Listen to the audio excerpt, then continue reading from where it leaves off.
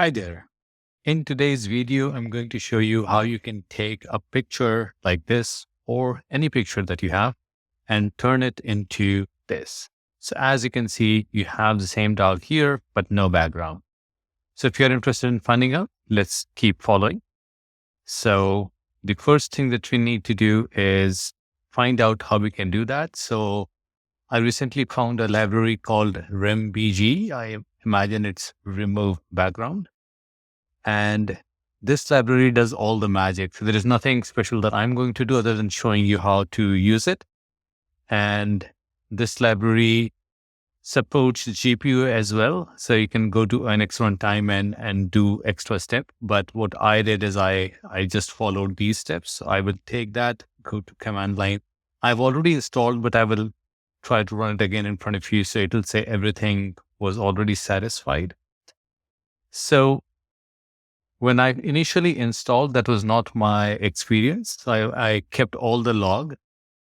So when I was running in the first place, um, it said that it downloaded everything. But then when I started running it with a URL, it started to fail with other modules that were not available. So first it failed for files type. When I ran the pip install file type and ran my command again, it failed for watchdog. And then I installed Watchdog here, and then I ran my command, and then it failed for Gradio. So it took a couple of 5-6 minutes to ensure that I had all the libraries that are necessary for me to run the commands that were given. And once I had that, I ran the command here. I will run it again.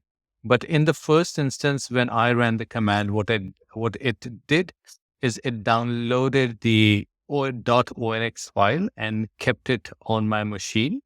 It is 176 meg file.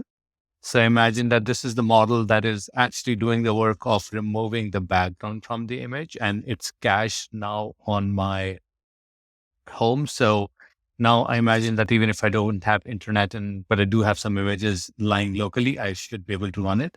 So I'm going to take the same command, and this is the command. If I open it up, it's the same image that I have from what I showed you here. What I did is I went here and I said copy image address.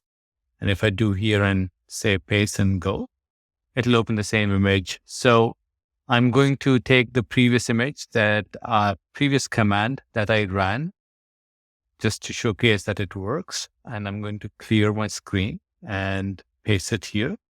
So it took some time, maybe a minute and a half. And hey, this time, see, it failed for this guy. And if I run it here again, let's see what it does. Oh, I believe what's going on. My Python environment is not activated. So let me go back and say conda activate better menu. And once I do that, I run this command again. Now it should find all the necessary libraries and dependencies. And once it does that, we should see command coming out, but nothing here. So it finished. So let's see what we got here in the current directory.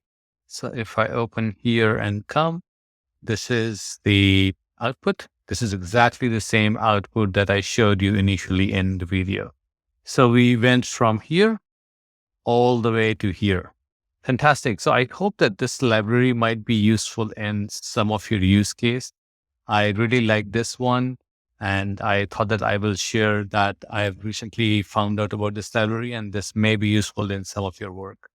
All right. If there are any new things that you would like to see, things that are confusing to you, any tools that you would like us to cover, any development related things in AI that is causing some concern or you're overwhelmed, please add a comment below. Let us know what they are, and we'll do our best to create videos to help you out. All right. We'll see you next time. Until then, keep trying, keep practicing. See you soon.